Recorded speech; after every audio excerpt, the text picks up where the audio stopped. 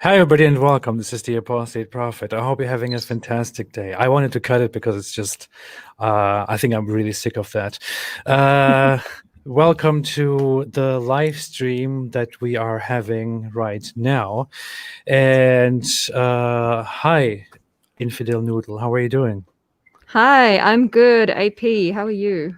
I'm really good too. Thank you so much. Infidel Noodle, is that your real name or? Yes, I was born with that name. My mother chose it. I was named after my grandmother. Wow, that's terrible. After your I didn't think you would actually go along with that, but that's very good to know. How are you doing? Did I ask you that already? Yeah, I think you just asked me that, but I'll answer it Okay, again. I'm doing okay, well, thank you.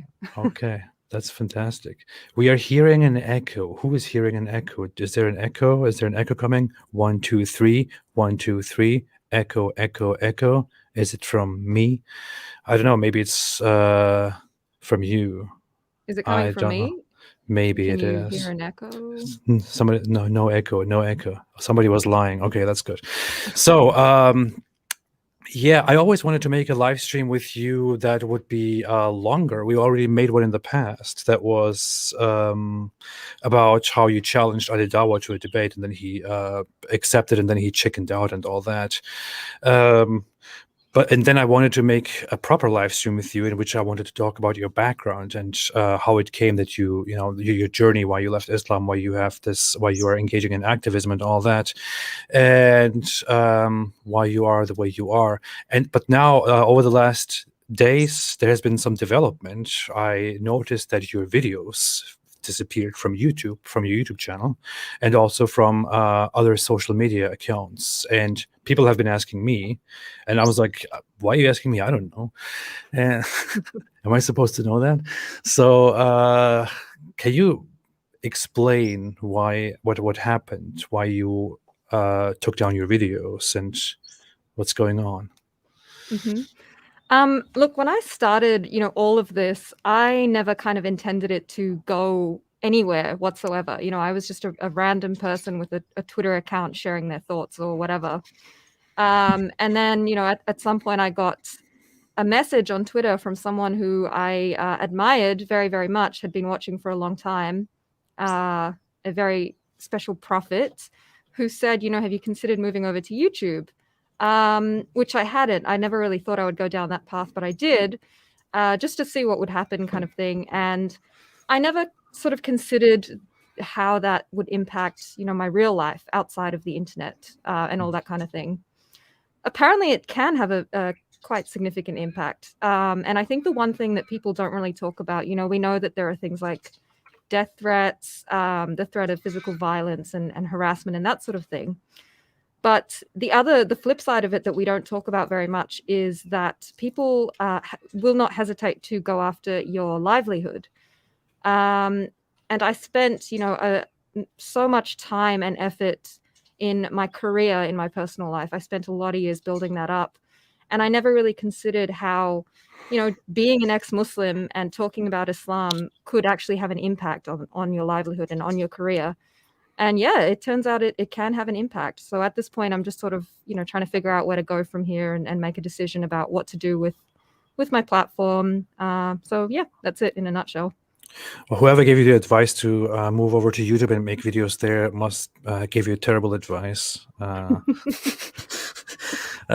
just kidding. Why I've been dealing with the same stuff from the very beginning. It's like you try to do something, you try to change something, you try to share a message and your experiences and all that, but the reactions that you get from people are pretty terrible and not easy to deal with. Not for everyone. Many people just give up. Some people have just started, were there for a month. I remember this one woman. I don't know what her name was. I forgot it, but she was something like apostate Apostate Queen. queen. Yes, yes, yes. Yeah. Yeah. She was like, she started and she made a few videos and then she disappeared because out of fear or out of threats or something like that. She disappeared. She took down all her content. Nobody could find her anymore. So it is tough. People don't want to go with this because of the backlash that you get. Is there something in particular that happened recently which made you think, wait a minute, let me take a step back? Or There was something that happened. So I don't know if I probably haven't spoken about this on your channel before, but I recently just went down a new career path, and just accepted a position, at a new place and all this sort of stuff. And I don't know how this happened so quickly, but within, a few weeks of me beginning that position, some very lovely, peaceful believers made contact with my workplace, and made them aware of my activism and what I'm doing online. And so that's sort of become a problem that I now need to make a plan for and figure out how I'm going to address. So yeah, that's what's been happening. people actually got in touch with your workplace to let them know about you. So was somebody in your proximity, or people around you, or people? I don't know. I don't know if someone recognized me at work, and I don't know where this has come from, or who's behind it or anything like that. They don't disclose that kind of stuff. I just know that it happened, so now I have to deal with it. And you're still thinking about what your next step should be, as far as I understand. You don't know if you should go on sharing your opinions as much as you have done so far. And your stuff was good. I mean, I really liked your content. I told you that personally. I said that publicly. I really liked the way you share your ideas. I think you're very articulate. You do great stuff. People recognize it very quickly. Your social media accounts grew very quickly. So you are making an impact, and that, of course, is not received very well by people who are too peaceful for this kind of stuff. Exactly. And thank you. That means a lot coming from you. Definitely. Yeah, I don't know. I think ideally, I've thought about it a lot, especially over the past few days. And I think ideally, in some capacity, I would like to keep doing what I'm doing. And the reason I say that is because I've seen the real life impacts that it can have on people who used to be like me, who didn't know that other ex-Muslims existed, or that people who thought the way that they think existed. Particularly in this space, I think there's a lack of female voices. So there is so much potential and so much good to be done with this platform and within this space. So ideally, I don't want to walk away from it, because like I said, there's just so much work to be done. But again, it's about finding that balance between personal life and this life, I suppose. You have to make a decision there. I don't know. It's hard. It's really hard to make that decision. There is it almost looks like if you decide to go fully out there and make videos, dedicate much of your time to this, it gets to a point where there is no return to living normally. I am already way past that, I believe.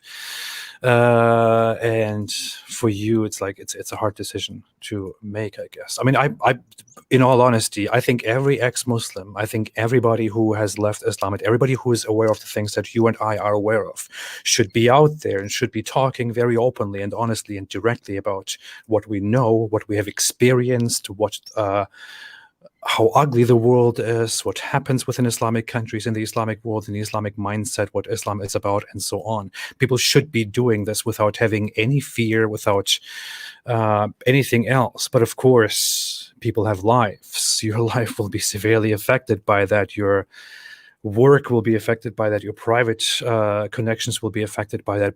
But still, I would strictly encourage people who can speak out, who are great voices, to come and to speak out. We need more people. You know very well. I receive messages all the time about how people are voiceless. They thank me for speaking in their name.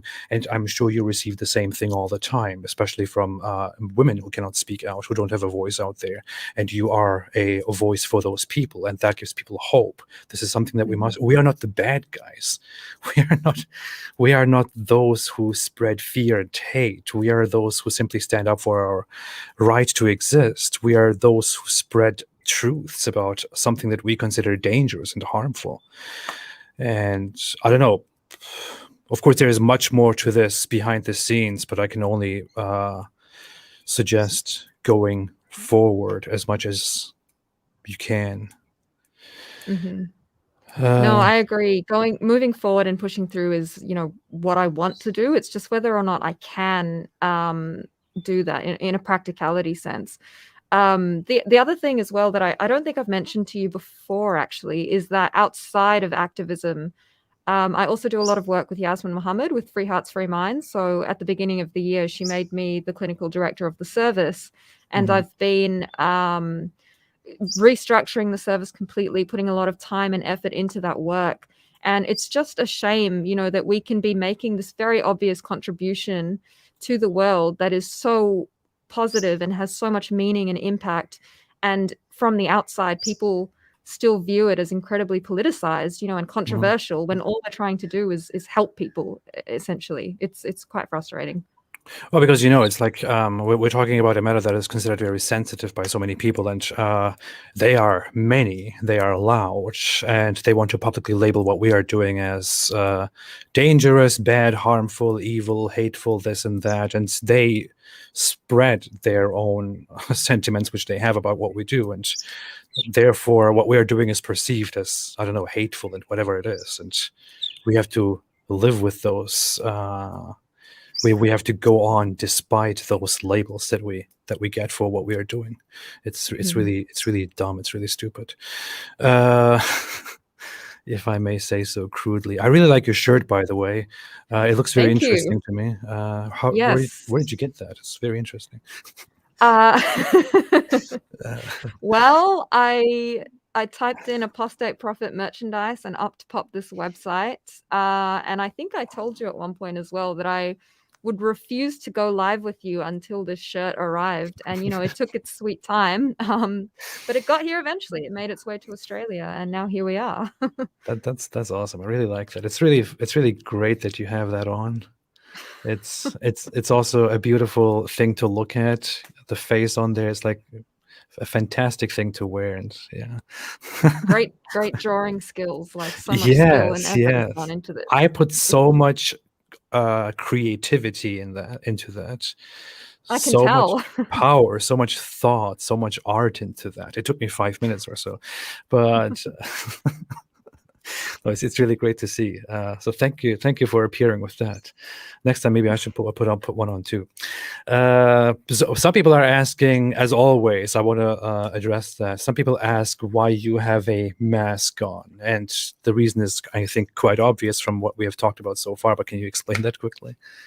Yes, I wear a mask because I choose to have a barrier in place between my real identity and what people see online. Because some peaceful believers choose to practice their peaceful ideology in very bizarre ways that include things like threats, harassment, going after your job, going after your family. So yeah, it's not it's not because I'm scared of catching COVID in my backyard, I promise. Yeah. Some people also ask me why I'm wearing a hat inside, and I'm also doing that for the same reason. I'm trying to hide my identity. Just kidding. I don't know, just because I think it's lazy, and it looks kind of cool to me right now. I might change my opinion later and delete this whole live stream. Uh, yeah, yeah. So looking forward, you currently have like 2 videos left on your channel, right? Which are, why are they there? Because it's about a specific case, because it's about a country and not about the religion. Is that why? That's why I thought. Yeah, look, I went through my videos and I kind of had to watch them all and think, what out of all these videos is something that no one out there could watch and say, this is wrong, this is controversial to talk about, this makes, our organization look bad. And the 2 videos that I decided to keep are just me talking about case studies, stuff that, real life stuff that has happened to women around the world. Mhm. And I think if any organization cannot swallow that, if they cannot look at that and say, we're fine with it, then I cannot work for a place like that. A place that shies away from the truth and the reality of what's happening to women in Muslim countries. But in saying that, I'm sure it won't be a problem. I am sure it won't be. I would really like to see the rest of your stuff come back, but I don't know. I guess we'll see in time what happens with all that. We never went into your whole into your history. That's what I actually wanted to do on a live stream with you. I think we should go there a little bit. I mean, I know about you that you are that you are from Australia. I guess that's all I know, and that you are an ex-Muslim. What is your background? Like, is it Sunni Islam? It is Sunni Islam. So people take a lot of guesses about, where I'm from, what my ethnicity is, and all this kind of stuff, and they always get it wrong. Or they assume that I'm doing this because I'm from a Muslim majority country or something like that. The truth of the matter is I'm actually from a Christian majority country. I was born in South Africa, Oh, and yes, I know you weren't expecting that, were you? I'm shocked. And I come from a very small, tight-knit Muslim community there called Cape Malay Muslims. Don't be fooled by the name. We're called Cape Malay Muslims, but a lot of us don't actually have any Malaysian blood. It's a long, long, long, long story about, how we came to be and stuff. But it's something that I've actually wanted to make a video about for a long time. And again, I think that's something that's very informative and so shouldn't be seen as controversial by anyone. So watch this space, and you might learn more about that. Is that a group that is simply that has different religious practices, or is it a specific religious movement, or is it just distinct by being an ethnic group that happens to have settled there as Muslims? Yeah, they're an ethnic group. So that is kind of like the hub of Islam in South Africa. That's where the message, began to spread and this sort of thing. And there's this narrative around how Islam liberated the slaves that were brought there and all this sort of nonsense, and how it taught them, the good way of life. And so, yeah, there's a lot to be said. There's a lot to dig into there that I'd love to discuss on my channel at some point. But yeah, no, we're basically just Sunni Muslims. I don't think I've ever met a Shia Muslim in my life, now that I think Really? about it. Yeah. Okay. Yeah. We were all Sunni. And this community, a lot of us left South Africa. And then what happens is we move to countries like New Zealand or Australia, and we form this very closed off sort of tight-knit community where everyone is Muslim and everyone is South African. And we don't, really mix with a lot of other people. So yeah, it's interesting. That is weird. It is interesting. Were you personally? Is your family religious? I mean, are they serious about this? Were you at some point religious? My family are very religious. The Cape Malay Muslim community is, from the outside looking in, they're actually quite liberal. But what tends to happen is when they leave South Africa and move to other countries like Australia with this, very different culture, very westernized culture, like I said, we become a lot more close knit, and often more religious, more fundamentalist. And for me, for my family, I think when they decided to go on Hajj, that's when the sort of fundamentalist interpretation of Islam intensified quite a lot. And was I religious? Yes, I think in the last maybe year or two leading up to me leaving Islam, I was probably at my most religious, and that actually led me to leave. So there you go. It was it a series of studies into the thing that you became so passionate about, which eventually made you leave the religion? Yes, growing up, I had a very I asked a lot of questions. I was a very curious child, I guess you could say. And as I'm sure the more that you ask questions about Islam, the more that you begin to discover that there are holes in the narrative, I guess you could say. I knew you would say that. So yeah, it just got to a point where I kind of said to myself, you're actually going to burn forever because you have all these doubts. Like, you are such a bad Muslim, you're struggling so much with your iman, you need to restore it, you need to kind of get your shit together, sort of thing. And that led me to say, well, if I turn to the Quran, that's just gonna clear everything up. If I turn to the scripture, it'll alleviate all my doubts. And as you know, once people start doing that, there's usually two routes they go down. The first is they leave Islam and become an ex-Muslim, or they become a fundamentalist, and that was just never going to happen. So I left. It is really interesting. I saw something earlier today by certain Muslims, by Muslim apologists, by Muslim preachers themselves, who were saying something like that you should not engage in acquiring knowledge in a certain field if you are not prepared to acquire knowledge in that field, because you might end up going a very wrong way, understanding it wrongly, or outright leaving Islam and becoming like all those terrible people like Infidel Noodle and Apostate Prophet who now criticize Islam and who do Islamophobic content. And I thought to myself, I mean, it is true. If you read it, you will probably take it in a very wrong way, not in a good way, or you will simply be surprised by what you're reading, and you will end up leaving Islam. And that's actually what this scripture does, because the scripture is very strange and very stupid. Was there a specific focus, a certain theme of matters which pushed you out of the Islamic religion, certain topics that kind of that got the whole doubt train going? I think even before I started consulting the scripture, I mean, if you're born into Islam as a Muslim woman, you're going to start seeing problems from the get-go. It's, why can my brother do this, but I can't? Why does he have to do that? And, I have to wear this kind of thing.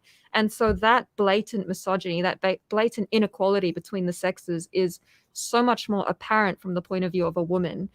Even as a child, you hit menstruation and suddenly it's like all these other responsibilities are forced upon you. It's just so bizarre and so strange. And so the treatment of women in Islam was something that from the very beginning had stood out to me, and I guess rubbed me the wrong way, and something I'd always taken issue with. And then the sad thing is, or I don't know if it's sad, what word to call it really, but you start with this one seed of doubt, this one issue. And then when you actually dig deep into the religion, you start to discover sex slavery, and all these other bizarre practices. You start to learn about things like the origin of hijab, what actually led to us needing to wear hijab, and that the historical record is just it's right there. I mean, you read it and there's only I one love way that. you I love can, that topic. Oh God. So yeah, I mean, as a woman, you're going to look at that and you're going to know that that's, okay, that's not right. Something's not right there. So it was a snowball effect from there, I think. But that's where it started for me. It looks like you are just very emotional, and you just don't like all the all the things that Allah justly tells us to do, and all the rules that Islam justly and rightfully makes. That's what it looks like to me. Yes, I struggle to conceptualize the amazing impact of Islam because I was born with half a brain compared to my male counterparts, and so it's really not my fault. Did you hear about that stuff when you were a Muslim? Did that kind of did that hurt you? I mean, did you hear about how as a woman you are supposed to as a woman you I don't know. I don't know. Is that something that that as a woman you hear, that women are lesser, that that there's this one specific hadith that women are basically stupid and more likely to go to hell because you are ungrateful and things like that? Is that something that you were subjected to? Look, my mother did her very, very best to keep me away from that sort of scripture, because I think she knew that as soon as I read that, it was going to be, nuts. Yeah, I'm out of here. It's so funny that you mentioned that, actually, because we were at a Muslim fete, like a community event or whatever, and they were giving out free Islamic books. And I picked up this book called Women in Islam, and I thought, okay, great, I can't wait to read this. And my mother discreetly actually stole it from me, and got rid of it, because I started asking questions. Why can't women wear jewelry? Why does it say this? You wear jewelry. And she would just say, no, that's just wrong. That's just a wrong interpretation. Don't read this book. which tells me that she obviously realized herself that it was problematic, that there was something wrong with these kind of teachings. So, my parents tried their very best to shield me from these sorts of things, but in the age of the internet, that's kind of impossible. So, yep. It is a weird thing, right? I mean, when you bring up these matters that simply bother you on an emotional level, and even that seem pretty absurd, pretty hard for you to accept. Some of these apologists try to raise things like, "Oh, you're just being emotional. You just don't want to accept things because they don't seem reasonable to you, but they completely make sense." But it makes you think. I mean, you have stuff like you open the Hadith and you see something very stupid that just comes to my mind, where a woman comes and asks Muhammad, it says, "My daughter is sick and her hair is falling out. Is it okay if we use hair extensions?" And then Muhammad says in response to that, "Allah hates those who," or is that the wording? I think that is the wording. "Allah hates those who do hair extensions and those who have it done," or something like that, which is why it is forbidden.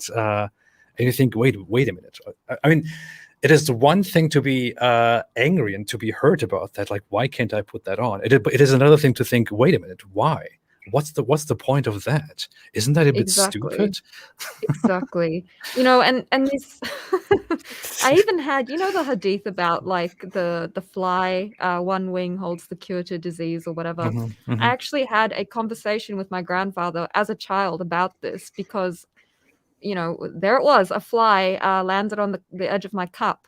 And my grandpa was explaining to me, you've got to like let the fly go inside the drink and then you have to drink it. And I'm thinking like, what the hell? Why would I? No, they land on like literal, shit. I'm not letting that inside my drink. Yeah. So stuff like that, even as a kid, you can hear that and just, that's a bit weird. I mean, I guess I understand why they would do something like that in Muhammad's time, where they don't have enough stuff to support themselves. Food is limited, so they would try to make use of things as much as they can. But to claim that this is actually how it works, that dunking the fly will actually solve the problem. I mean, it is factually wrong. It is absurd that something like that is presented. It is absurd that it is presented as an actual fact, that a claim of truth is made based on that, and it is simply wrong. And you ask the question why it is wrong, and the answers are just even more absurd than the whole proposition that came in the first place. That's exactly right. And when you start to investigate Islam from the perspective of science, you say to yourself, okay, well, if this is all real, then everything regarding science and the way of life and that kind of thing is going to be factually accurate.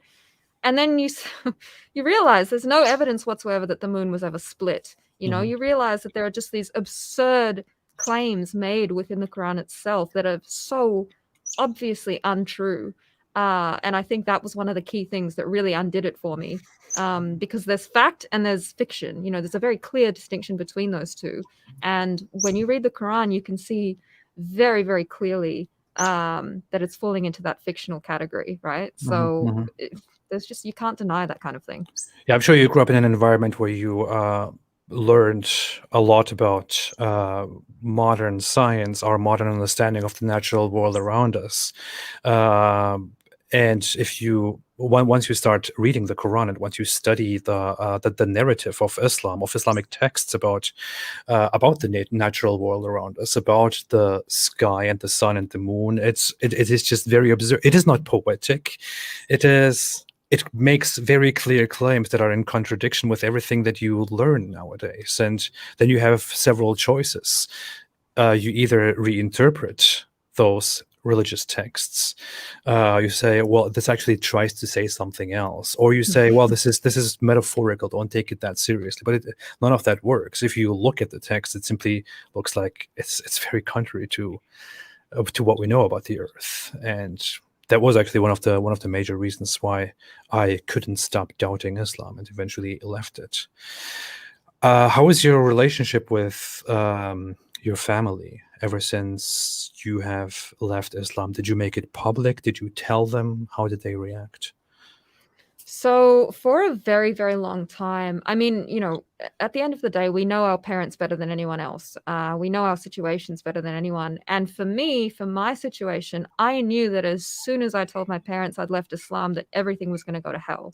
That there would be no relationship after that. And so I maintained a double life kind of while I got myself, sorted, saved as much money as possible so that I could buy my own house and just be completely independent and that kind of thing.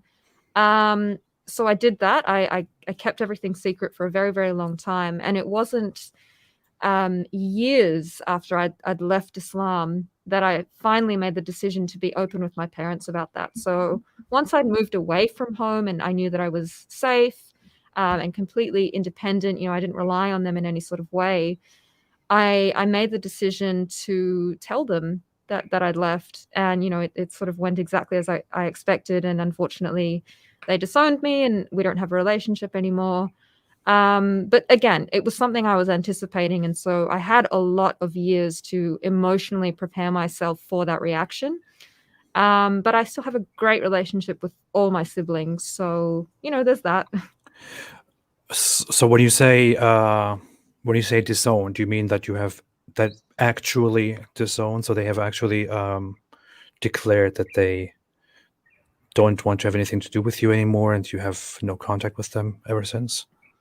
Yeah, yeah. I had a couple of WhatsApp messages from my mother every now and then. She'd sort of remind me it's the anniversary of the Mirage. Muhammad flew to the donkey, blah blah blah, whatever. And that was the only sort of contact that we had, and that was okay because she was thinking of me. It's fine. It's a little bit harder, I think, with fathers and daughters in Islam. So much pressure, so much pressure there. Uh, I guess I can understand in a sense where they're coming from because we went through the same indoctrination. I get it. I've been there myself. And at the end of the day, I think they, in their own sort of weird, twisted way, they want what's best for me, Mhm. and they think that's what's best for me is Islam. So yeah, but they cut me out of the will and all that kind of stuff. So I was very Really? much, yes. Jeez, they Yeah. actually went ahead with that. Mhm. How long ago did that happen? The This whole is actually quite recent, probably about maybe 1 to 2 years ago, something like that. so it's still been quite a while, I guess. Yeah. And I don't know. I want to ask you. I don't even know how to talk about that, but I mean, how do you feel about this? Do you is it bad? Do you regret this? Do you think it was worth it nevertheless? How do you feel about it? I don't regret it. I don't regret it because even though I knew that there was a lot of pain and a lot of consequences that would come with me revealing, my apostasy to my parents, I just couldn't lie anymore. The pressure of maintaining this fictional life that I wasn't living was too much for me, and I didn't want to lie to them. It really, the anxiety that came with pretending to be someone I wasn't was just too much. And so, even though yes, there were so many negative things that happened after I told them, there was also this huge sense of relief that I could just be myself. Yeah. And yeah, the responsibility as to whether or not to maintain the relationship, that's on them. And I'm not responsible for the way that they choose to react to that. I can put myself out there and say, I want a relationship with you and I'm willing to do this, but I can't make that decision for you. And I'm not responsible for centering my life around something that makes you happy. You're Mhm. responsible for your happiness. I'm responsible for mine. So it's not an easy decision, but it was one that I had to make, and I don't regret making it. That's good. That's strong. I mean, it's very unfortunate that something like this actually has to happen, and it's like they are victims of that very thing that we are up against here. They make the decision to lose contacts with you because they think that is the right thing to do, because they think they must do this. It's not that they are. It's not that they just want to do this out of thin air. It's like this is something that they must do. And even the Muslim scholars generally advise as far as I've seen, that parents should should talk to their children who have left Islam, or otherwise try to isolate them so that they might come back one day or something like that. And it's messed up. I mean, what it does to you. And then you are supposed to just move on with your life, and then you are supposed to act like nothing happened. Exactly. And you're supposed to act like this isn't happening to so many other people out there. And it's just I can't do that, because there's just not enough people talking about the realities of leaving Islam and what that actually looks like in the aftermath. People think that, okay, once you've left, it's fine, you just go on with your life, but that's not the way it works. There are issues with family, there are issues with friends, your community that you grew up in, that had known and accepted you your whole life. It's suddenly it's like someone's just pulled the rug out from under you. So it's something that we need to have a discussion about, and that's the only way for us to figure out how to overcome these sorts of issues within the religion. You have basically socially killed yourself. It's like, oh yeah. Yeah, you have given up, you have decided to give up a lot of connections, your, I don't know, all the great things that you can normally do with the relatives, and sharing things with people from your childhood and all that. I mean, I did the same thing very much. I felt horrible when nobody knew. I felt like I was oppressing myself, living with a lie, and I had to make it obvious. I had to tell them, and after I told them, it went horribly. And the result of that is that now my relationship with relatives, with so many people that I knew from a very young age, and with my parents, is severely damaged. And then people come here and say, "Oh, why do you still care about Islam? Why don't you just move on and live your life?" Well, can I really live my life?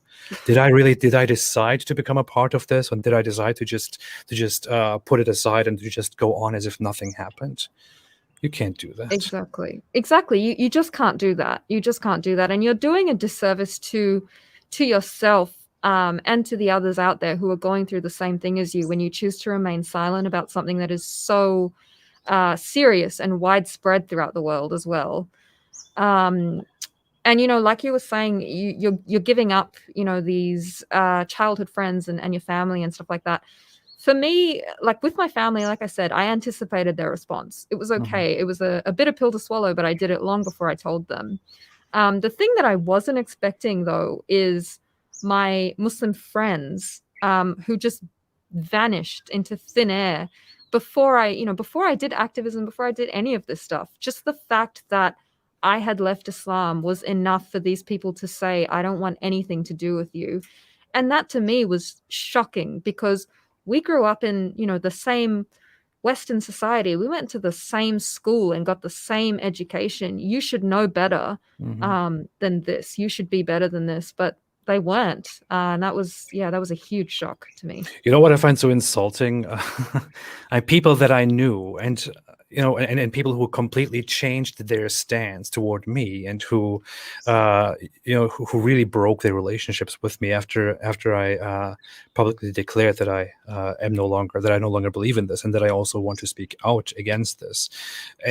People that I knew who weren't even properly religious, and they didn't even know anything about this religion. I was religious, and I was looking at them and thinking, I wish they practiced their religion more and they learned more about their religion. And now that I have left Islam, they are acting like I did something very terrible and this is unacceptable to them. Like, what the hell is with you? It's always like that. Even now, like when I used to make content, it would always be like these girls with no hijab, wearing whatever they want to wear. And I support them. That's fine. You do you. But how can you come and attack me for criticizing Islam when you aren't practicing Islam yourself? You care about Islam enough to attack someone very, very personally for it, but not enough to actually change your life or follow the life teachings of Islam. That is very weird to me, very ironic. And we're talking about something that is that could be considered mild. I mean, we're talking about just losing contact with your family, with your relatives, being disowned, which is very terrible. It is, on a psychological level, you are educated in the field. It is disheartening. It is very damaging. But then again, there are people that we know of, that we hear of, that we have had contact with, who experience much worse, who are threatened, whose life is in danger, who are confined into their rooms by their parents, and who are beaten up and lynched and things like that. We hear about it all the time, and not in public. Some people just keep it private because they don't want the public to know. They don't want the world to get involved in this. And we know about these cases. It is everywhere. So our situation, as tough as it is, might be just mild in comparison to what so many people experience just because they no longer believe in Islam, and just because they want to say in public that they have left Islam. So it is maybe an obligation for us to come out and to do something about this.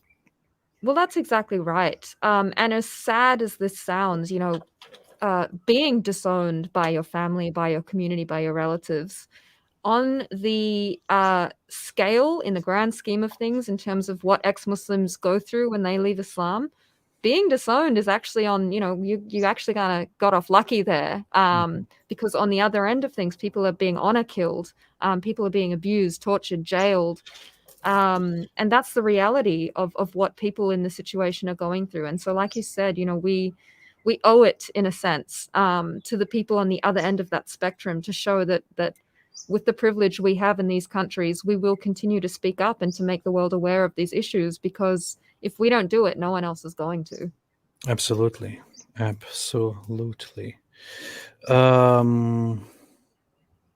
I just got totally distracted by that. I am listening to you.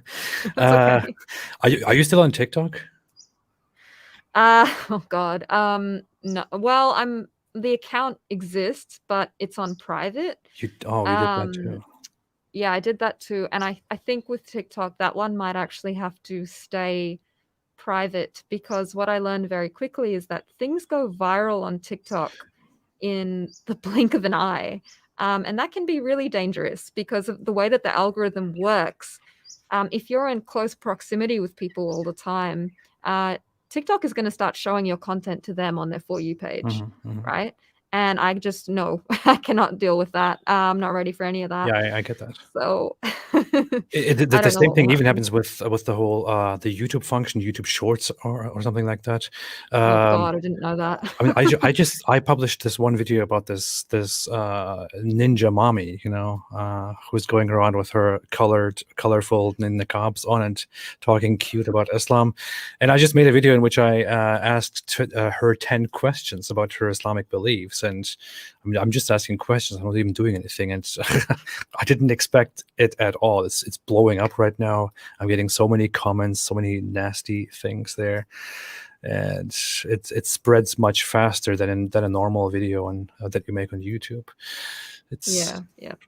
It is ridiculous how such stuff spreads among pop culture. How about the future? I mean, if you do decide to get back to what you were doing, and if you do decide to get back to speaking out again and to making videos again, is it a plan that you have to make regular, longer videos, to be a YouTuber in the best I hate sense? that term. Why?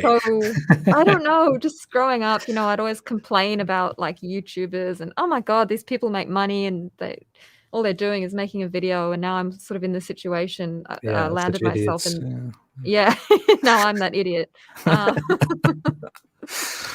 But oh God, the future. That is such a big question, Ridvan. Look, like I said, ideally, I want to keep doing this because of the good that I've seen it do, because of the impact I've seen it have on people's lives. That that is the one thing that kind of urges me to keep going. And I've sort of been having these discussions with my partner around, financial stability and what is that going to look like and how do I make this work? And aside from that as well, there's also, if I continue to work in some capacity, I need to make sure that workplace is okay with me doing what I'm doing. And that's a whole other ball game. So there are a lot of things to sort out, but I think ideally if I could continue to pursue my career in a limited capacity, scale back from full-time work to part-time or casual, and then do this on the side, as well as my work with Free Hearts, Free Minds, that would be the ideal pathway in the future for me, I think. Yep. Somebody said, "Is the mask necessary?" Guys, the mask has nothing to do with with what's currently going on with the pandemic and all that. It is all about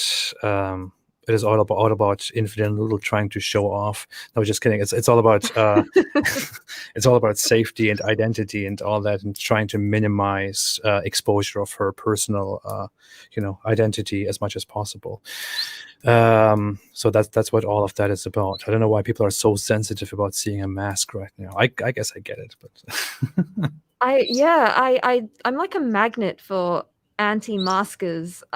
They see it and immediately it's like, aha, you allow the government to control your life and blah blah blah blah. And I'm like, dude, just watch like 5 seconds of any of my videos and you'll understand why I need to put the barrier between me and the internet. But no, you are wearing a mask. I'm not going to listen to anything else that you have to say. Yep.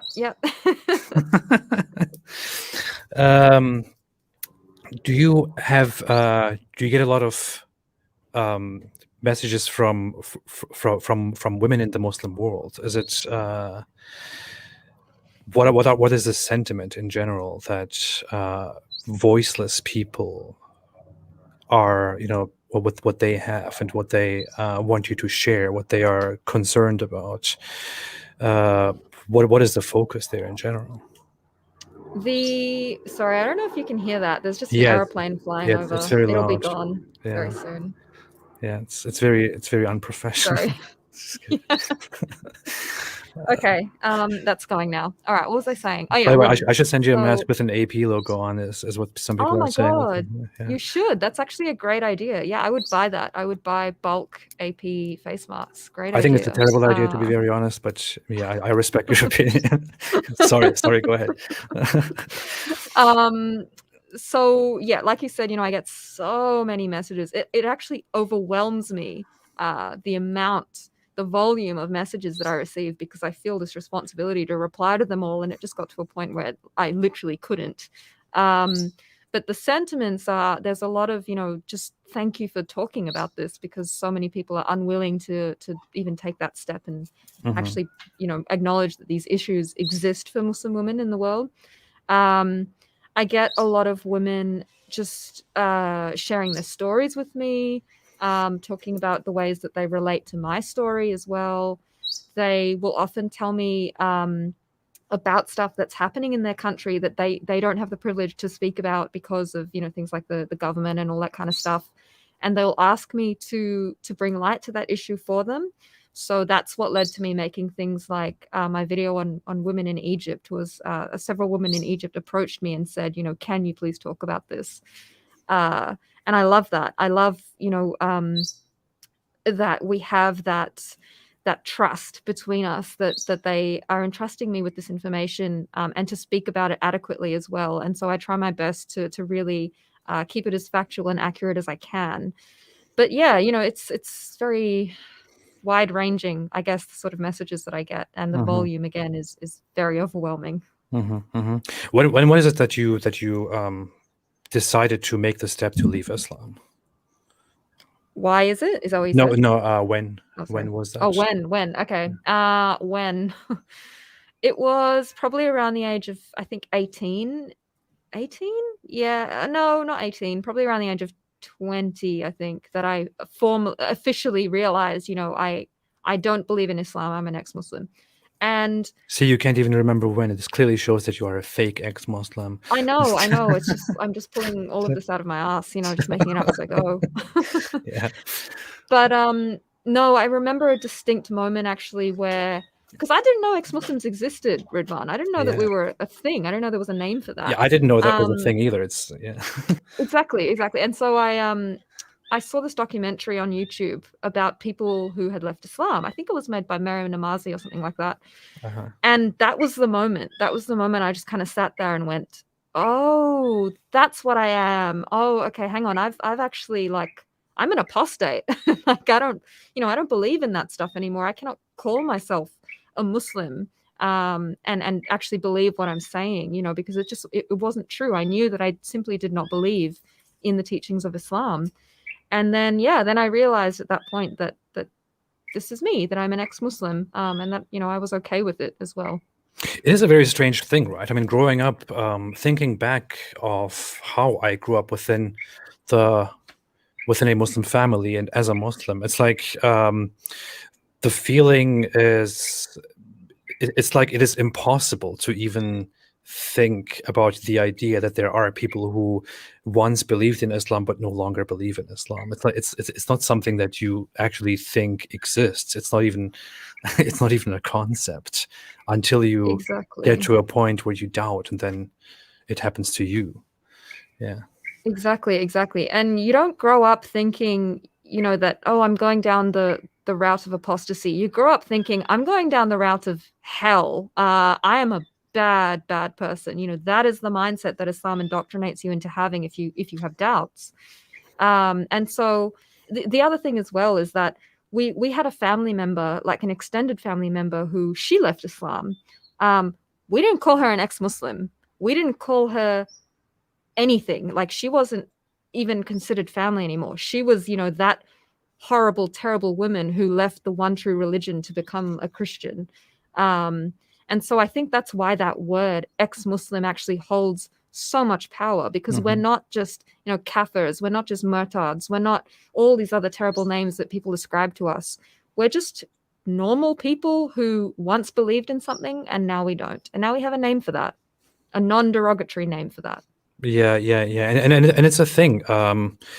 If Islam was a normal religion that doesn't put the whole thing on you, that if you leave Islam you are basically scum and you are to be treated as scum and rejected and all that, if the whole weight that was placed on us after we leave Islam wasn't there, if that didn't exist, then we probably wouldn't even give it a name. We probably wouldn't even call it ex-Muslim. This is something that generally happens among communities that treat dissidents, that treat traitors in such a terrible way, which is why those traitors then take a different identity or call themselves something. You can see the same with very prominently among people who were once Jehovah's Witnesses, or people who were once Mormons, for example. You can see among them that they are just completely shunned. They lose all their social ties. They are pushed out, rejected, seen as scum. And as a result, there are big communities online that call themselves ex-Jehovah's Witnesses or ex-Mormons. And just like that, the difference being that Islam is a huge religion that is much larger.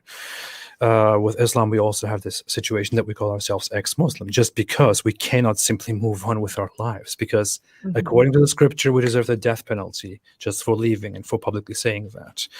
And according to our families and all those we know, we are supposed to be shunned and kicked out. And in an ideal state, we could be asked to repent or to rejoin Islam, but if we criticize Islam on top of leaving Islam, we could be executed and all that. The whole thing.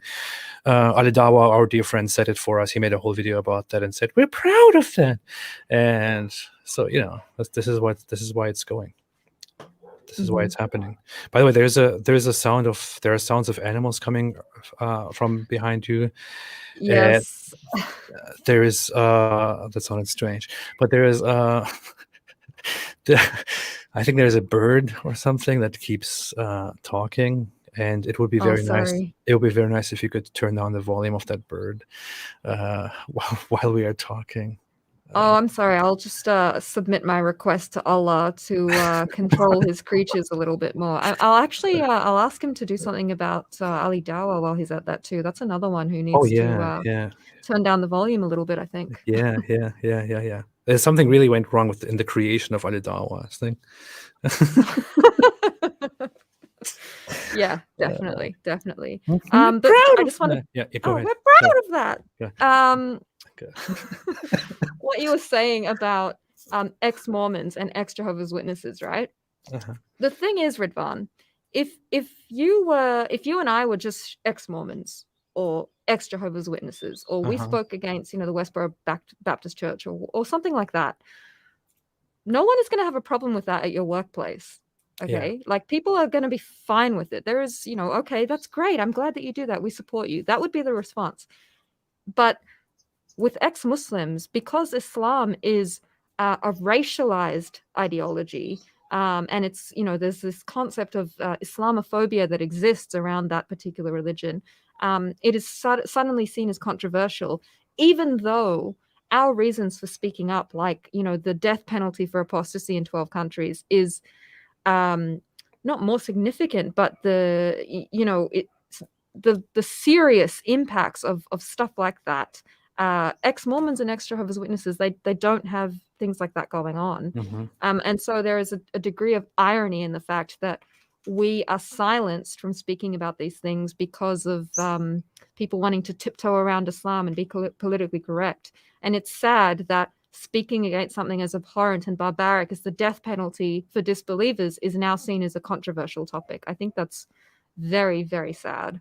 It absolutely is. I mean, it is maybe something that I may not want to talk too much about because it is such a sensitive issue. But just earlier today, I was thinking about. I was looking at something and randomly came across a list of people who were banned from YouTube for, known people who were banned from YouTube for controversial ideas, and some of them ideas that I find very abhorrent, racial matters. But these people were simply banned for having some opinions about racial matters, not for advocating for some dictatorial genocidal rule. And on the other hand, you have people that in the name of their religion openly and publicly sit there and make YouTube videos or write tweets and Facebook posts about how people who leave Islam should be executed, people who are against Islam should be executed, homosexuals should be executed, and so on. And they just get away with that because they apparently do that because it's their religion and it's a sensitive matter. They feel so passionate about it. And, they are a minority, which is why we should just tolerate every bad stuff that comes from them because one somehow has something to do with the other. It is really a weird thing. Do you also think that in the West we have this very strangely bad perception about what we cannot say about Islam just because Islam happens to be the religion of people who count as a minority in the West? Look, I think what that comes down to at the end of the day is it's bigotry of low expectations. It's saying, don't worry about, those poor ethnic people that come from those strange countries that we don't want to talk about. That's just their culture. You just go off and let them be, and we'll just do our thing. And I don't think people realize how incredibly insulting and degrading it is to say that we can't hold people to the same degree of humanity as us simply because they believe in a certain religion or they're from a certain culture. I think that in itself is incredibly bigoted. And there's just this disconnect in the West here where people, they genuinely think they're doing good, right? They think like they're protecting Muslims by allowing them to say horrible things about homosexuals or say horrible things about apostates. And it's just so frustrating trying to speak sense into these people who are so convinced that they are right and that they are doing a good thing for the world, But that's the struggle. That's that's the environment that we need to navigate, I guess, as people who are outspoken against Islam. That is true. I mean, people don't do that because they have some terrible intentions, because they want to oppress people, or they are playing a certain political agenda. People really think, because in the West it has become a virtue to treat those poor people as good as possible, and people genuinely do that with a good intention. They think it is the right thing to do to protect the lesser ones, the weak little crybaby ones, and the less developed ones from criticism and from harm, and that includes from every kind of harm. That includes not offending them, not offending their ideology. So they actually do that with a good intention, with a supposedly good purpose, as they believe. But that leads to more than just that. That leads to preventing those lesser cultures from changing themselves and from making progress. The same people who in the West want to change matters and want to move forward prevent people in the Muslim world from moving forward, because they prevent them from speaking out against those poor minority religions and those poor minority traditions and practices. It is such a weird thing that they are actually involved in, and it's very hard to make that obvious to them. Yeah, it's very frustrating. And this idea that Muslims are a minority, be nice to them. Are they a minority? I mean, they're the second biggest religion in the world, and we're still pretending that they're this, small little minority, but they're not. And like you said, we're actually holding back Muslim societies and Muslim cultures from progressing and moving forward by disallowing them to criticize their own culture. I mean, I grew up in Australia, right? And it was Ramadan. I was fasting, and I was at school, and I mean, I'm sure you've been in the situation. It gets very hot in Australia. We're talking 40, 45 degrees Celsius in summer. And so I was fasting. I think I was maybe 13 years old, and I fainted. I got very sick. And I said to my teacher, I need to eat, and I need to drink some water. And she told me, no, this is your culture. You can't. It's Ramadan. And I'm thinking, what the hell? This is some, born and raised in the West British lady thinking she's doing me a favor by telling a child that they must starve and remain dehydrated. I am serious. That's ridiculous. I know. And so this is what I mean about, the bigotry of low expectations, and the harmful impact that these people are having without even realizing it. It's just ridiculous. I'm speechless. It is so stupid. I did experience and see similar things, but that sounds very terrible. I mean, that something like that didn't happen to me. Then again, I'm not in Australia, which is basically Mars. But I remember Yasmin Mohammed saying, telling in her story, even in her book, she mentions that she had this thing. She had this experience where she is abused, and the people that she goes to in Canada, in the West, tell her that there's nothing they can do because this is their culture, and she has to somehow internally solve this problem. And that is just so messed up if you think about it. It is. It's incredibly messed up. This is also one of the reasons why in the UK, for example, there was a whole problem with grooming gangs that kept going and kept going and kept going, and it was admitted in the end that the authorities, the police, many others knew about the problem, but they didn't want to do anything about it because they were afraid of causing a racial or religious problem. They were afraid of being called racist or Islamophobic, and I mean, people. I don't understand. It's really messed up what people get into. Yeah. It's very frustrating, to the point that, even in Australia, a developed Western country, we have FGM clinics in this country. You do? Yes, we do. You probably have them in your country. If you do a bit of digging, I'm sure you'll find something like that there.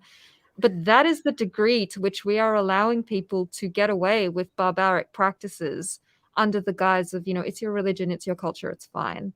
And that's completely unacceptable. For FGM clarification, is FGM outlawed. is female genital mutilation, just to... Yes, sorry. And there are different degrees at which people perform FGM as well. I should have mentioned that. But FGM is against our legislation. We have specifically outlawed FGM, but we have FGM clinics. It's just like, what are we doing here? How does that work? Is that outlawed, but they somehow lawfully still keep that going under some tweaking the law? How is it? How exactly does it work? I don't understand. Yes, I also don't understand, Ridvan. So you can be persecuted basically if you are caught intending to perform FGM, I think, or I think if you've performed it and they can prove that you've done so, you can be persecuted for that. In fact, we had a case of that quite recently, where two women were planning on performing FGM on I think it was like a 6-month-old baby, but the court found out and they were, they got in trouble. They were prosecuted.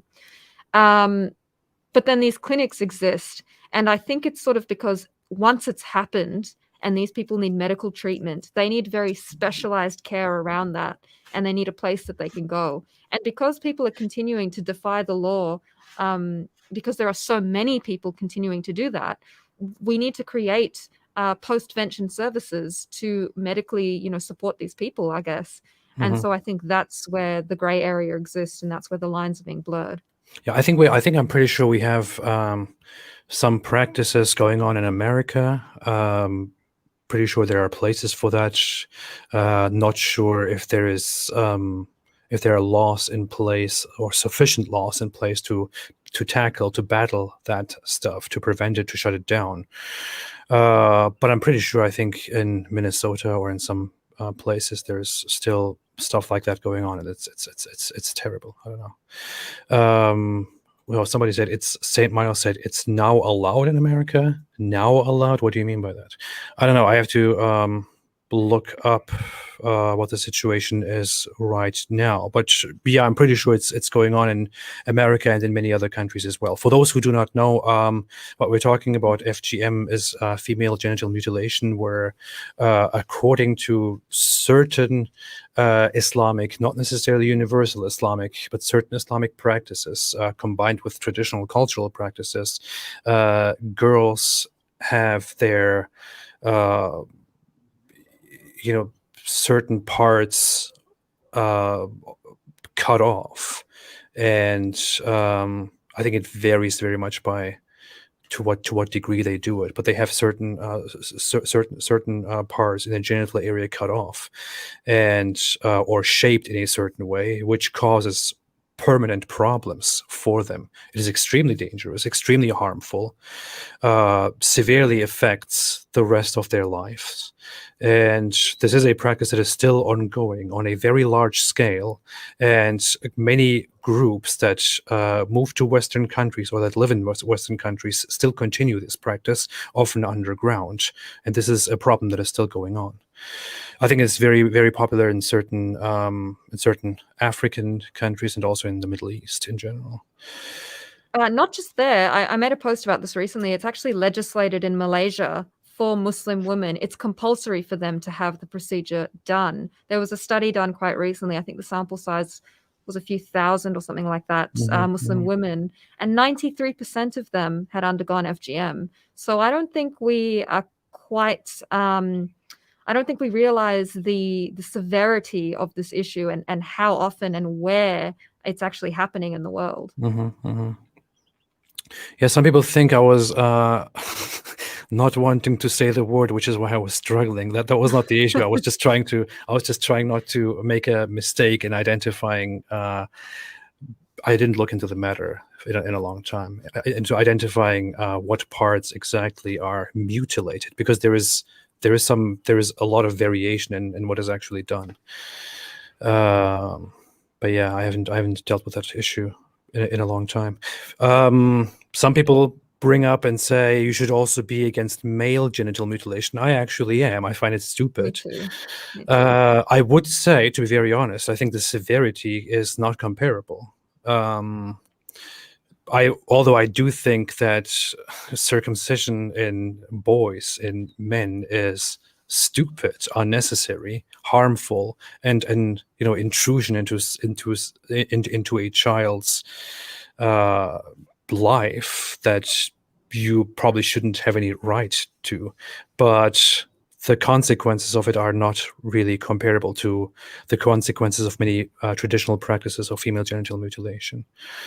Yeah, that's exactly right. And can I just add something to that as well? When we're talking about the severity, the ongoing impacts, like Ridwan was saying, between those two practices, let me just elaborate on that a little bit. So on the more severe end of the scale, for women who have undergone FGM, okay, it is to the point where everything in that region that exists for purposes of pleasure is removed. Okay, it's all removed. And then they are stitched up. Okay, women are stitched up to be left for their husbands to remove those stitches on their wedding night.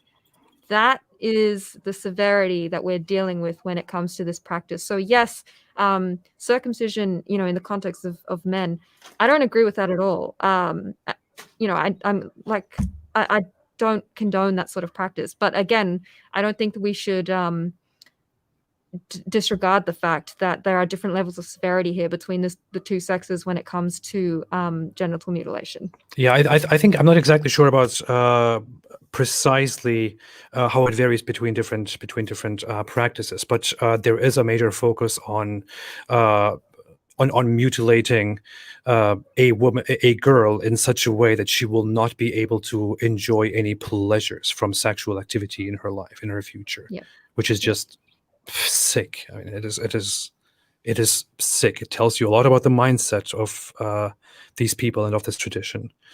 Mhm. And imagine having to live like that and having to accept that in your life. And I don't know, is there anything that you can do about it? Is there something that are there ways to reverse that? Are there ways to fix that? I don't even know. From a medical perspective, you cannot reverse that kind of procedure. I mean, if everything is removed, everything is removed. You know what I mean? Mhm. Yeah.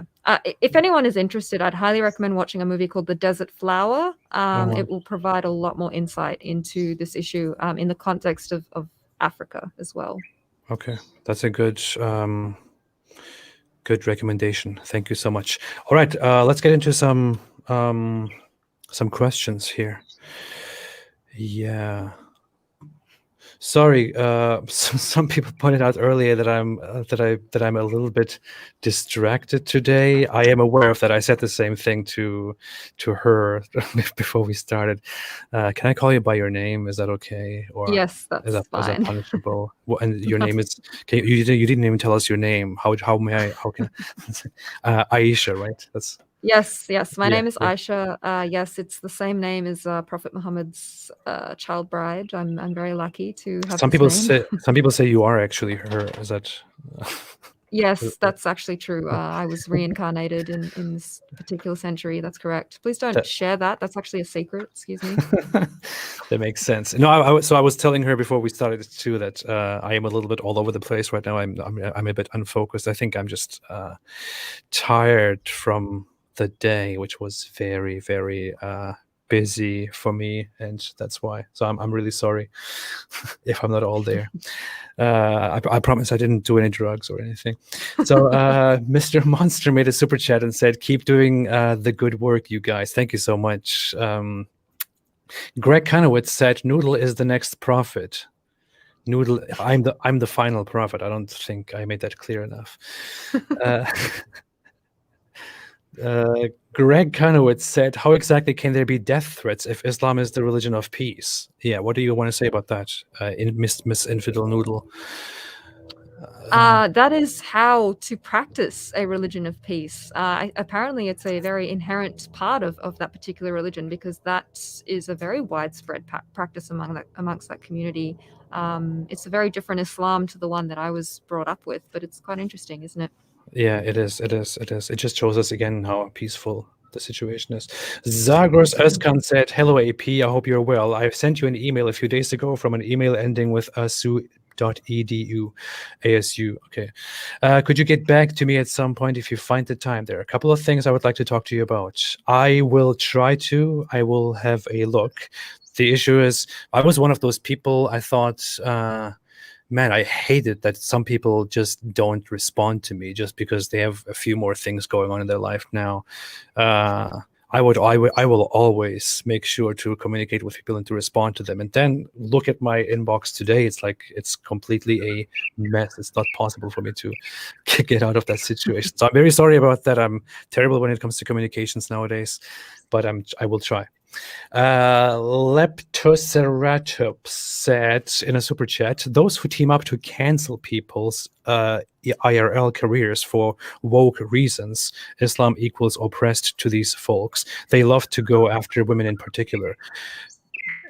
They go after women in particular in any case. They like to attack women in particular. I'm sure Aisha made that experience as well with certain Muslim apologists who are very sensitive when it comes to a woman who speaks out for herself. Do you want to say a few words about that? I don't even know where to start with that. But yes, I had this discussion with Abdullah Samir when I just started, because the amount of very descriptive, very disturbing threats that I was receiving from Muslim men, even now, like well-known apologist was out here saying the most disgusting things about me, about my relationship, about my appearance, all these sorts of things. And Abdullah Samir was quite reflective and said that that doesn't happen to me. I've been doing this for a long time, and I don't get that severity of threats and stuff. So they don't like women. They are scared, and they are proud of that. So yeah. I love the reference. No, it is really it is chaotic. It is, I guess, it is scary to them. It is horrible for them to. I mean, your entire life as a man, especially if you are loyal to your Islamic beliefs, you learn that a woman should know her place. A woman is not to talk about these things. A woman is not to be loud in public. A woman is not to fight, to discuss with us and all that. And, you'll get all the wonderful looking women in paradise that look like nothing else, like all these women here on earth and all that. So women are basically just these dummies to you. That's what you learn. And then suddenly you see women who actually free themselves and who speak up and who talk about your religious beliefs in an offensive way. Offensive as in they happen to disagree with your religious beliefs, which is very offensive to you as a religious Muslim. And people really go crazy about that. It's really, it's insane. I see the reactions that you get. And I feel like proportionately, I think you get very terrible reactions that I got much, much later in my activism. You get that stuff very early because you happen to be a woman, I guess. I don't know. Yep. It's very weird. I just want to reassure, all the Muslim men out there who are so worried about me not knowing my place. I know my place. It's right here, putting you in your place. So don't worry, I'll keep doing it. You just relax. Everything's going to be okay, I promise. Ooh, things are getting salty and bad. There's a strange animal that is making sounds. I'm really curious what kind of an animal that is. It sounds like a monkey or something. What is that? Yes, I'm sorry. I have a lot of trees. I'll just show you, actually. I have a lot of trees in my backyard, and they bring many birds, and they're very loud. They are big AP fans, and they just wanted to let you know. So yeah. Oh, thanks, guys. Stay away from Islam. Yeah. I'm not complaining. I'm just very curious what kind of an animal that is because it sounded so strange. But thank you for clarifying. Now I forgot where I was because we're talking about animals. Where was I? I'm a bit behind with the super chats, everybody. I'm very sorry. So, all right. Oh, here I am. Greg Kanowitz made a super chat and said, I'm glad for 2 videos remaining on her channel. I'm also glad for the 2 videos remaining on her channel. I would like to see all the videos, though, because I think the videos were great. And there was one video which I found very impressive that you made. I'm just trying to make up one. I actually never liked any of those. Just kidding. No, there was the one which is the greatest danger to Islam. Is that what it was called, or something like that? Yeah, the greatest threat to Islam. Greatest That's my threat to Islam, yeah. favorite video. I want to put that back up because I was really proud of that and I love that video. Yeah, it was very good. It was about women speaking up, basically, right? Yeah, what we are talking Mhm. about. That was a very good video. Thank you. You're welcome. Al made a super chat and said, "Infidel Noodle, you should do reviews and debunk videos done by Ellie Quinn and Ninja Mommy." Do you want to get in trouble with that? Do you know I who have a Ellie Quinn Ninja is? Mummy. I don't know who that one is, but I know who Ninja Mummy is. She does not like me, and she deletes my comments when I comment on her TikToks. So I made a response video, and a lot of people didn't like that. But you know, that's okay. You don't have to like it. I know that Yeah. you're watching it, so that's something. That's good.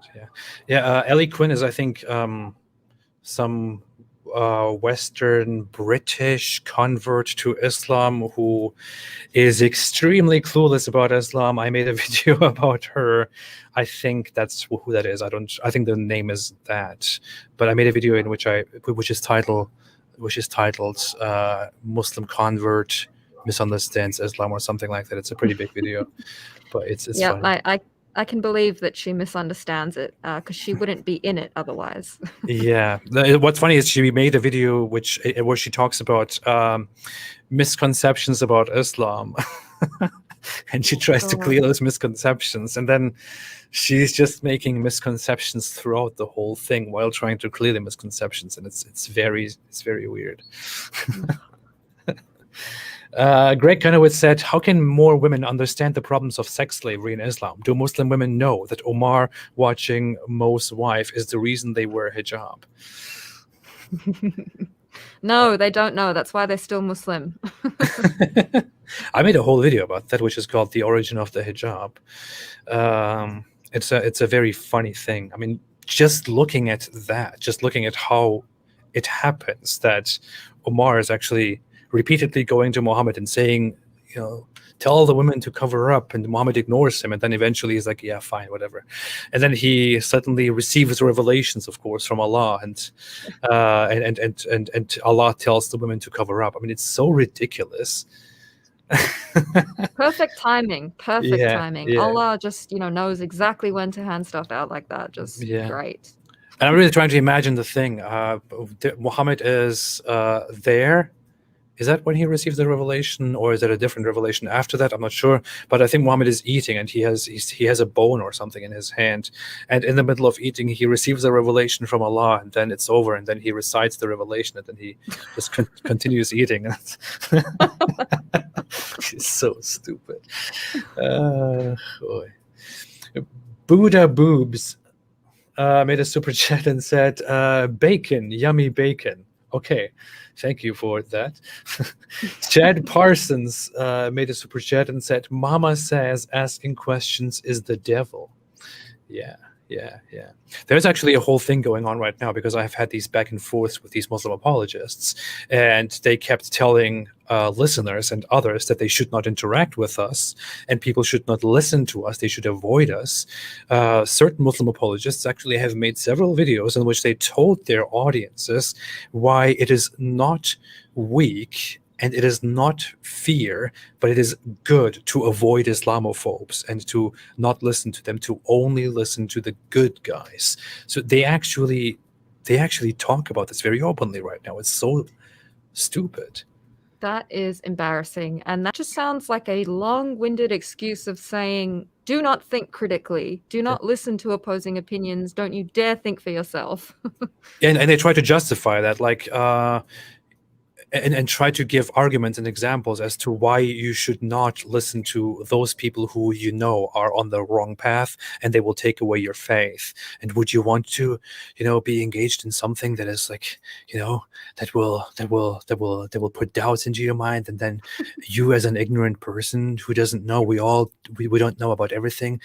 Our minds will just get completely confused, and we will fall from, we'll fall from the right path, and Allah will punish us forever. Do you want to do this to yourself and to others? No, you should not listen to the Islamophobes.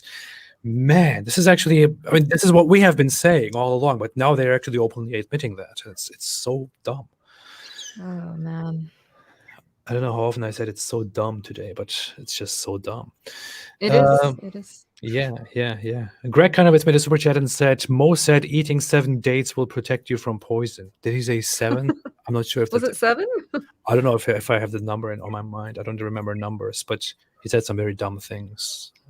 Many, many dumb things. And he said that black cumin is a cure for all diseases except death or except aging. Is that what he said? I can't remember the specifics. There's just it's hard to keep up with so much ludicrousy. Uh-huh. Yeah. Your Yeah. brain is just like, yeah, that's ridiculous. I'm not gonna, file that away in an important place at all. So This is important. Black Angel said yes, 7 dates. So this oh, is it was 7 dates. That's Yeah. actually crucial. I'm gonna go eat 7 dates now after this. yeah. I'm just gonna eat 6 and see what happens. Living life on the edge. I like taking risks. I'm counter. Yeah, that's what I am. St. Miles made a super sticker with a thumb. I like that. Thank you so much. Stefan Milojevic made a super chat and said, "How do Muslim women tell her parents that she's in love with a non-Muslim man? Is that possible? I watched Infidel Noodle TikTok video. How did you inform your parents?" Oh, Don't tell them. If you're living at home and you're relying on your parents financially or in any way, don't tell them. Because you need to think very carefully about the real life consequences that is going to have, and you need to consider whether it's actually worth telling them, depending on your current life situation. If you've moved out, you live on your own and you're completely independent, then you might want to consider it, but you need to be able to anticipate that they could react to that very negatively. For me, I made the decision that my parents did not deserve to know my partner, who is a wonderful, amazing man. I've been with him for nearly 8 years now. But I have seen the way that my parents reacted to my sister trying to introduce her non-Muslim partner many years ago. And no, that's just, I'm not going to put myself in that situation. So you need to think about it very carefully and make sure that it's worth telling them at all. yeah. I think I will. I leave that up to Aisha to give that great advice. it is a sad situation. Zagros Özkan said, "I think Muhammad would have definitely been hired to Brazzers and would have easily overshadowed Johnny Sins." Dude, do you have to use those references here? But thank you for the super chat. D. Baudreau made a super chat and said, "It is best to separate when family is toxic." Yeah, you have to do it. I mean, there were really moments when that I felt like, I don't know. I sometimes I don't want to say it, but there were moments where I thought to myself, maybe it would have been better if I had never said anything, if I had never, made anything public or all that. And people tell you that you shouldn't be upsetting your parents and your loved ones and all that, but you are a human being. You are supposed to look out for yourself. You are supposed to Exactly. live the truth that you believe, that you know is true. That's exactly right. Sorry, Ridvan, just give me 2 seconds. Someone's ringing my doorbell, and it's a package that I've been waiting on. I'll just be. Go ahead. Yeah. Hello, everybody. Greg Kanowitz said, "Noodle, we will support you no matter what." I will read that again when she's back. Batuhan Icha said, "Stay away from Istanbul." Hi from Istanbul. Oh, I will. I lived in Istanbul for, how long did I live there? I don't know. I lived there several years, like 4 years or so.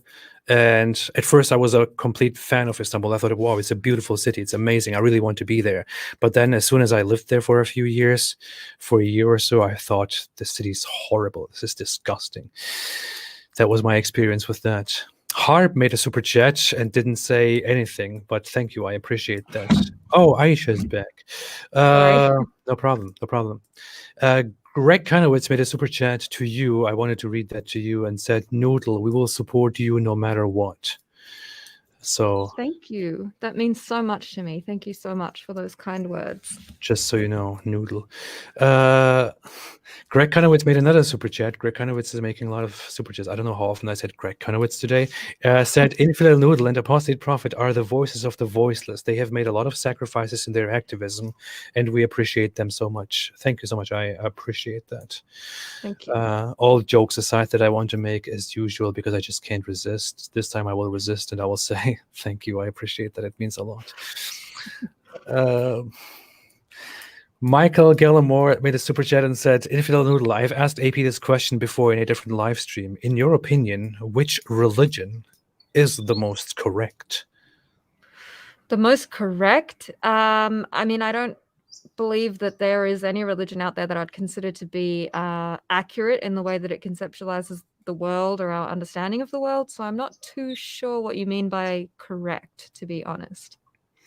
I guess the religion whose claims about the world are the most accurate. But yeah, the question can be understood in different ways. But yeah, okay, yeah. Yeah, it's strange to ask. Sorry if I just made a huge noise. It's strange to ask what is the most correct religion. Correct based on what? Different religions have completely different approaches to cosmology, to what they claim is true about the world, about the origins of the world, life, afterlife, and this and that. Some religions don't make big supernatural claims. So, yeah. You could answer that in various different ways. You are, I believe, a convinced atheist, right? Or are you an agnostic? Where do you stand?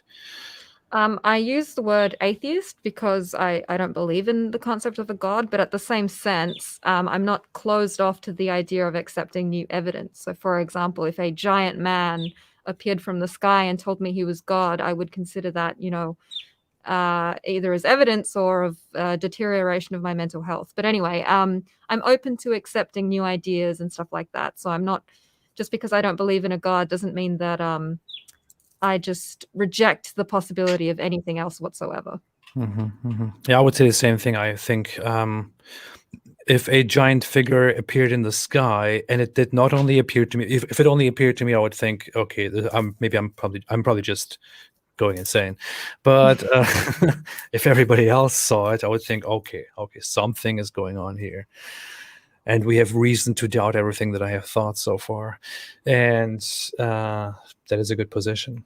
I usually don't really use the whole atheist term for myself, just because I think, what do you mean by atheist? I'm technically an atheist insofar that I do not have the belief, that I don't believe in the one God, which is what theism stands for. On a universal scale, it's like atheism is the whole atheism theism divide as a divide that is very much irrelevant. It doesn't matter to me. I feel like I'm over that. I don't know. Greg Conowitz said again, continue to spread awareness on hardships faced by Muslim women in the Middle East, in MENA. Do you say men? Do you actually say MENA when you read that? I've never heard somebody say that. MENA, is that what you say? Middle East. That's how I say it in my head. That's a lot of words, so I just say Yeah. MENA. Yeah, okay. The countries and communities try to downplay their suffering to protect Islam. Absolutely. What do you think about the whole situation in Afghanistan right now? There are so many different dividing various opinions on what Western nations should have done or what is going to happen. What are your views, especially in regards to the treatment of the population of Afghanistan and the women in Afghanistan? That is such a big question. I have spoken a little bit about this on TikTok, and I think I posted one of those videos on YouTube as well. Look, where do I begin? Okay. I think first of all, we need to acknowledge that what is happening in Afghanistan, what the Taliban is doing to the people of Afghanistan, is not separate from Islam and Islamism as a concept at all. I think we need to acknowledge, that they're drawing a lot of their practices from Islamic scriptures. So that's one side of it. In terms of Western involvement, do I think that America or that any of the Western troops should have been there in the first place? A lot of days I lean towards no. But then you also have to consider, okay, well, what would this have looked like without any Western involvement whatsoever? It is such a precarious topic. I think that the way that troops withdrew from the country was not done well, and not done in the best interest of the citizens of the country, who are, at the end of the day, the victims of this entire situation. They are the real victims. So yeah, that's one side of it. Now, the other side of this whole Afghanistan thing is how Western countries are going to respond to the unfolding humanitarian crisis, the refugees that this situation has created. I was going to make a whole video on this, but, then all that stuff happened with work. But what I wanted to get into was that I'm not anti-immigration, by the way, not in the slightest. I think there are a lot of genuine refugees who just want to live their life peacefully, happily, who don't accept the Taliban. You see these statistics of, 99%, I think, of the population being in support of Sharia. I think we need to be very careful with the way that we approach those statistics, because people are conflating support with Sharia, which, as we know, a lot of Muslims don't even understand, with support with the Taliban. And I don't think that that's quite accurate. When we accept these refugees, which I do think we have a responsibility to do, we are, Western countries are part of why there are refugees in the first place. Something that no one is talking about is, what are we going to do in terms of de-radicalization?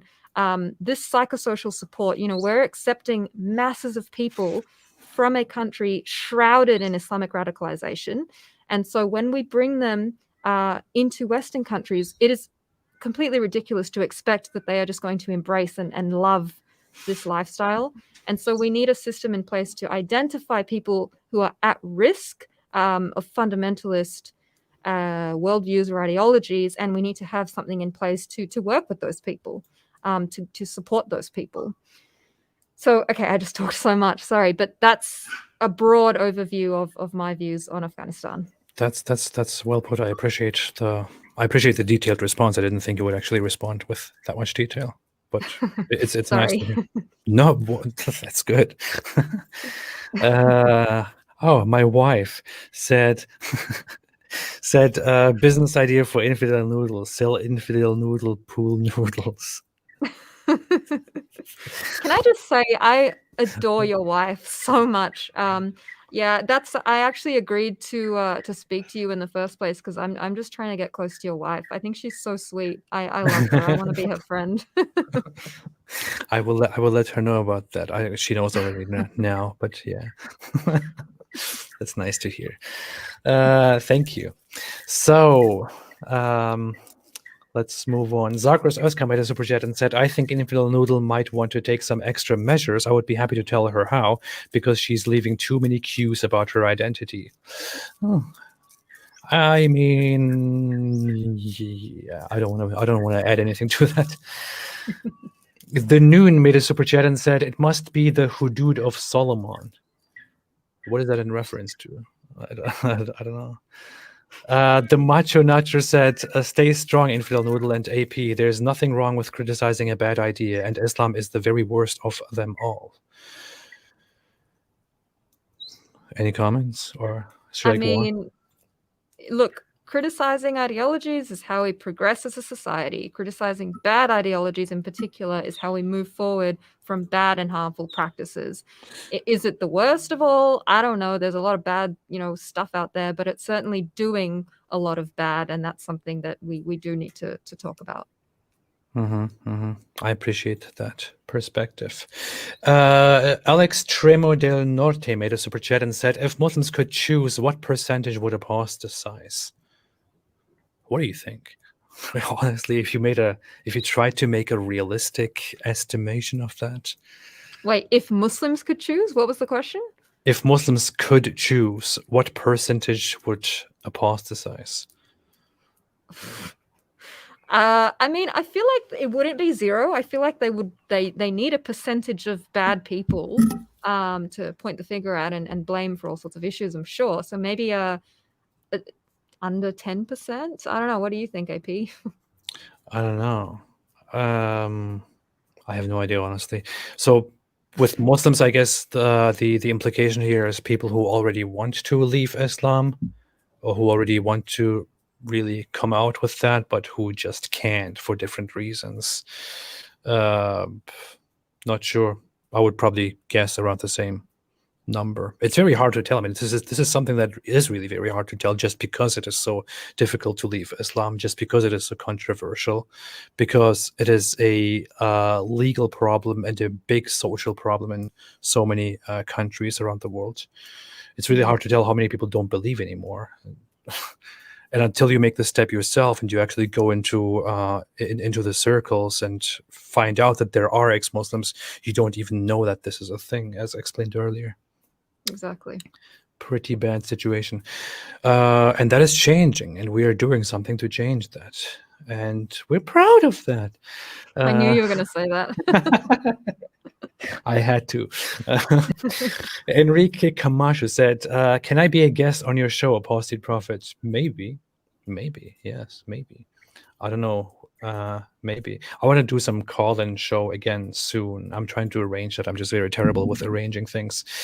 Maybe you could join me with call-ins, but you are on the other side of the planet, and it's hard to arrange times. I'm sure we could figure something out. It would, that would be pretty fun. Yeah. I don't even know why people live in Australia. It's like, I don't know. on a map, it does look like Mars. I always feel like, why don't you just go to Mars? Zathinin said, male circumcision is also barbaric, and yet few people protest on those babies' behalf. Unfortunately, yes. I myself find it ridiculous, and I'm against it. And yeah. Leptoceratops made a super chat. I wanted to make a video about that always. Maybe I will do that. It's just a bit awkward to talk about it. Leptoceratops made a super chat and said, people only bring up male circumcision when we talk about female genital mutilation to derail the conversation. They never bring up male circumcision elsewhere. I have to agree partially. This is something that really happens. Many people who couldn't care less otherwise about the issue bring it up often when we talk about female genital mutilation. That is indeed something that does happen. Yeah, it is a problem. What do you think, Aisha? Yeah, I think we see, a lot of whataboutism when it comes to those kinds of topics, and definitely in the context of FGM, a lot of people who would otherwise be remaining silent about circumcision at all will bring up men when we try to talk about the issue with women. So to a degree, I can say yes, I agree with that. Jihadi Tears made a super chat quickly and said, Infidel Noodle follows me on Instagram. That means I made it. I'm just a person, just like you. Don't put that kind of pressure on me. That's very nice. That's what I used to say until I acknowledged that I am actually a prophet. Yeah. Kurt Zaman made a super chat and said 20% in Saudi, around 30% in Iran, as per polls. Yeah, if as far as we can trust them, there are such polls that actually reveal such high numbers. It might be much more serious. This is about the percentage of people who would openly leave Islam, but the numbers might actually be very surprising. And it's very hard to tell. Denju Andy made a super sticker which says, you are amazing. Thank you so much, Denju Andy. I really appreciate that. And I'm sure Aisha does too. And definitely. I speak in her name to say that because she's a woman and she should know her place, of course. Exactly. And, yeah. Daniel Hagopian said, Infidel Noodle covers her face, but we all know she's gorgeous. Great job, AP and IN. Yeah. What's your opinion on that? You guys need to stop romanticizing what the other half of my face looks like. It's every time you're like comparing me to these celebrities that I actually in real life don't look anything like. So just, lower the bar a little bit so that if I ever reveal my face, no one's disappointed. Yeah. It's also very much off topic. Let's focus on Islam, please, everybody. Thank you. Yes, be sensible. St. Miles made a super sticker that says something that I cannot really tell because the super sticker looks very small, but I guess it says something nice. So St. Miles, St. Miles is always here. Thank you so much. MB Khan made a super chat and said, "Can you please debate Shabir Ali one day?" Yes. Sorry, I'm taking a moment because I'm trying to. I'm thinking about how I should say this. The issue is, I don't know if I should make this public, but I actually got in touch with Shabir Ali because I thought, hey, he is a nice acting Muslim scholar. I would like to have a conversation with him. I would like to have a debate with him. Not something where we destroy and challenge and humiliate each other and all that nonsense. So I did contact him, and he did get back to me and said that he would be interested, but that he is currently too busy with other things, but that we might do that at some different point. So that is something that might indeed happen. I would be very happy to do that, just to have shared that too. Okay. Turkey Hill made a super chat and said 100%. That's a sticker. Thank you so much. I was at 100, not 100%. I don't know why I'm seeing everything in percentages now. RS7 said, "Can you ask the Noodle, are her siblings Muslims?" Noodle, are your siblings Muslims? Yes, some of them are still Muslim, and they know that I'm an ex-Muslim, and we just, go about our relationship as normal. It doesn't really bother us at all. That's good. That's good to hear, at least. Who's here? The EA show. The EA show, is that the EA show is Khalil, who is a Muslim convert, who is still a Muslim convert, and we recently had a discussion together, in which we were talking about why I left Islam and why he converted to Islam, and that was actually a very great conversation. I really loved it, and I told him there that he's my favorite Muslim so far because of the way he approaches things and because of the way we spoke and how friendly he was. So, Apostate Prophet, what's up? It's your favorite Muslim, Khalil. Yeah, so see, it's great to see you here, Khalil. I hope we can have a conversation again in the very near future. I would love to further discuss about our whole issue regarding, life after life and things like that. So I'm really happy to see you here and hope to talk to you again soon. Thanks. Okay. Fitness said, "Do you still work on your book?" Thank you so much, Fitness. Honestly, I took a little bit of a break from that recently, and I am aware that taking a break is not good, just because I know that when I take breaks, it's usually not good. But I will get back to that. I actually finished several chapters. I have the outline and everything ready. And I recently, due to my discussion that I had with Muslim apologists, have decided to add a whole new chapter to that book. But it is still happening. It is going on. And I want to definitely publish that book. And it will be called The End of Islam, which I already declared.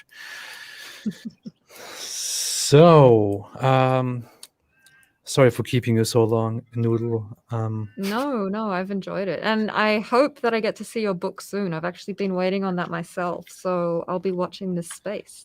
We'll be watching. That's We'll good. be watching it. That's good. I'm really happy to know that. But I'm not releasing you yet. There are still super chats to read here. I'll go through them very quickly. 12BKLMYSHOO made a super chat and said, "Make sure to hit the like button to help the live stream reach more people." Yes, please do it. Please do the like button thing. And I always wanted to make a video in which I share how a fatwa has been declared on the like button. It was always a joke that I wanted to make, but I don't know. Kurt Zaman said, "Do you support forming a Congress or national convention, virtual as it may be, according to safety concerns, with affiliations with other seculars from other backgrounds to fight the rising fascism?" Do you? Wait, read it again. I'm sorry, I got distracted. Your wife was in the comments, and I started thinking about her again. Oh. The super chat said, "Do you support forming a Congress or national convention, virtual as it may be, according to safety concerns, with affiliations with other seculars from other backgrounds to fight the rising fascism?" That's a very long sentence. That's a very, very long sentence. And before I give a yes or no answer, I would need to know exactly what you mean by that. And right now I'm kind of struggling to do that. So I can't say. Yeah, I can't really say, and you need to define fascism. It's like that's a term that's being thrown around nowadays, very, very much. But yeah, yes. Intermediary fossil said, I'm sorry if I have difficulties pronouncing English. I'm an immigrant. I'm still learning. And said in a super chat, "Hope this helps you." Thank you so much. It does help. It actually does help.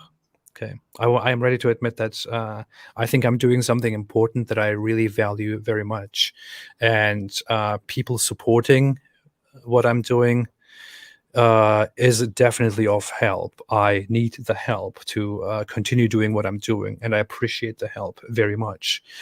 And I want to do so much more. Thank you, really. And finally, Saba Nakwi Delhi made a super chat and said, "Good to see you both together." Thank you so much. It's good to see this happening together, and I hope we can come together again in the future. And make another and have more conversations. I want to do more stuff with you, more discussions with you, just to have your input and just to make use of the fact that you happen to be a woman, just as a token. Just kidding. But yeah, I would like to, of course, do more in the future, and hope to see you back on different live streams where we can also talk to people here in our audience. That would be good. That would be good. I want to talk to Mrs. AP. Oh, yes, actually, that's the question I was looking for. They're not goats. They are crows. I think you call them ravens in America. They're crows and magpies. So when you finish watching the stream, please look up on YouTube Australian crows and magpies and listen to the sounds that they make, and they will sound like goats. But no, they're not goats. Oh, is that what I think was monkeys? I don't know. My thing is totally off. My guess is totally off. But yeah. Yeah, I think your wife was a little bit more on point there. They definitely sound like goats. You're getting your animals all mixed up. You're all over the place today, AP. I'm terrible. I know. Yeah, it happens. But that's a very good question. Thank you. The most important question. Yes. Oh, she said thank you. Here, thank you. Yeah. No, you guys should talk. That'll be fun. Gardenia G made a super chat and said, "AP, since you are a prophet, I want to ask you a question only a prophet can answer. What happens to Islam in the next 20 years?" Well, I have to think about that. So not think about. I will have to receive revelations about that, and then I will get back to you about what will happen to Islam in the next 20 years. But as far as I know, and as far as I can promise and have promised before, within the next 200 years, Islam will end. That is the prophecy that I have made. I stand by this prophecy, and I know that it will come true. Thank you. Fitness made a super chat and said, "I recently found a YouTube video where Muslims prove that the earth is flat and there is no single verse confirming science. Makes point, right?" Yeah. Definitely. Yeah. It is good. Okay, thank you so much. Here, Anonymous A said, "Will you make a video responding to Farid's 50 videos?" See, here's the thing.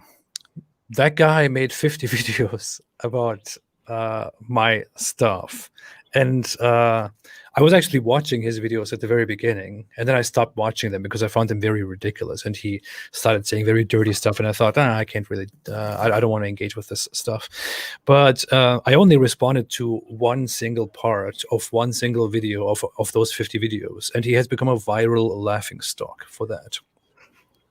And yeah, given that is the case, and that's not because I'm so great and he's so little and all that. It's because he makes very laughable arguments, and it becomes a laughing stock just by talking. And I don't know. It's like it doesn't I don't feel stimulated. I don't feel excited about responding to something like that. I would feel like I'm bullying somebody. Yeah, but I'll think about. But I did promise to him that I will respond, so I will make a respond at some point once I find the time to do that. But yeah, thank you for that question. Jihadid here has made another super chat with £5 or pounds. Yes, thank you so much, and didn't say anything else. And this name said made another super chat and didn't say anything. Thank you so much. I appreciate that. All right, thank you so much, everybody. I hope this was a very insightful, wonderful stream. I know it wasn't, because I was a little bit confused, but I know it was because Aisha was here, Infidel Noodle was here, and I appreciated very much that she was here. And I hope to see you again. Is there anything else that you want to add to this stream? I guess just, thank you for everyone who watched and who have been supporting me since I started all of this. I know a lot of you are in the chat at the moment. So from the bottom of my heart, thank you so much. And thank you to AP for hosting me on his channel a couple of times now. Many years ago, Ridvan was just this person that I admired on the internet, who I would watch his videos over dinner with my partner and would talk about how cool they are. And I never imagined that I'd be speaking to him, not just once, but twice. So thank you. Thank you for giving me the time of day. Thank you so much. I really appreciate that. It means a lot to me, and I'm really happy to have you here, and I'm happy to collaborate and to do these conversations. I think it's really enjoyable, really great. So thanks. It's an honor and a pleasure to me, honestly. Yeah, thank you. See, somebody said Doorknob Head said Infidel Noodle saved it. I know. It's like okay. All right. Thanks, everybody. I think there was something else that I wanted to quickly respond to, but that's all. Thank you, everybody. Thank you so much. Thanks for the stream, AP and Infidel Noodle, said Baran. Thank you, Infidel Noodle, for being here. Thank you so much. I hope everybody has a fantastic day. I hope you are having a fantastic night, and you have a fantastic night and fantastic rest of the day wherever you are. If you are in America, Europe, or Mars, enjoy the rest of your day. And as always, stay away from Islam. Well said. Can you say it? You say it, and then we close. Okay. Stay away from Islam.